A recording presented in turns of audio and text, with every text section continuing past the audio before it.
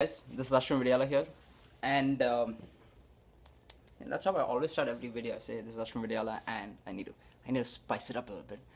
But I want to talk today about the importance of reading.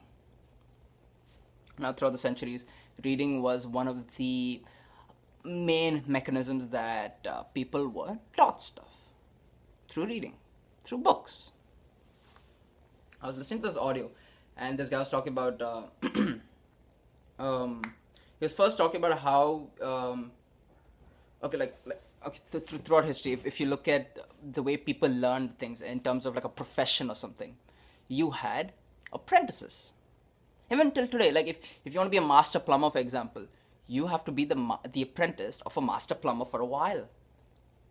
Right? Yeah, I think there's something called an apprentice license. That actually is something called that in America. And I think in countries like Germany, I don't know about other countries in Europe, maybe it's there, but I know for a fact Germany, because I have a friend from Germany, everything is taught by an apprentice, by an apprenticeship.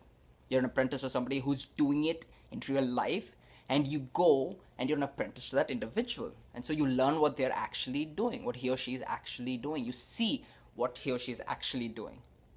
And then you just repeat that, and that's how you get good.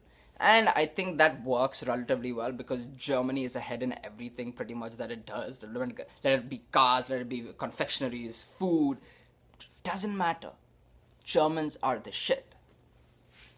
Anyway, so apprenticeship.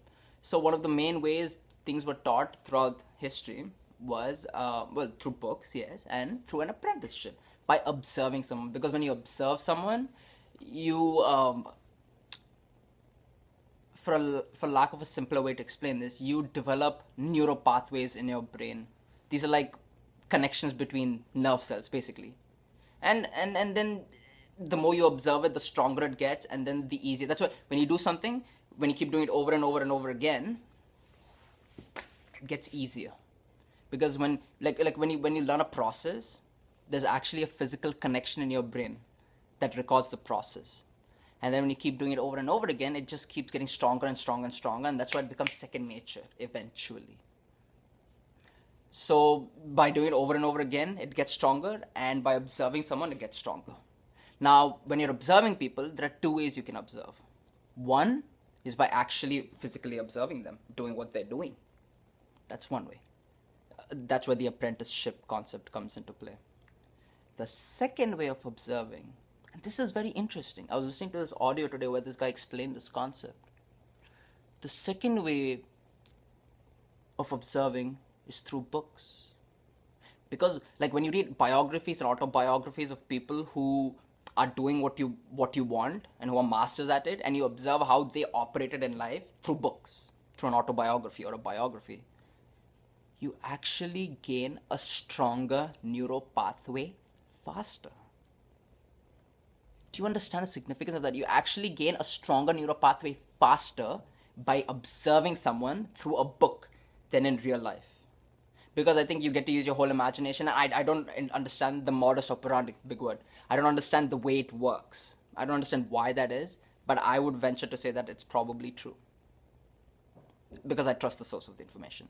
Not because I have verified that myself, which I will eventually one day. But right now I'm content with knowing that it does develop a stronger neural pathway.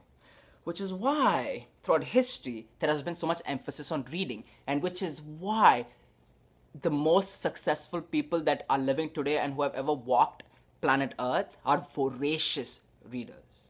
It doesn't matter what field. They are bookworms. You know, they're nerds. They read all the time. And also, I was listening once to this guy say, every floor plan of a multi-millionaire's house, now not that money is the only measure of success, but it is a measure of success to somebody who's going for money. So hence successful person. So if you look at the home plan, the house plan for any multi-millionaire's house, there is always a library in there. It's not a coincidence. Successful people know what's up, and they are always reading. Have a good one, guys.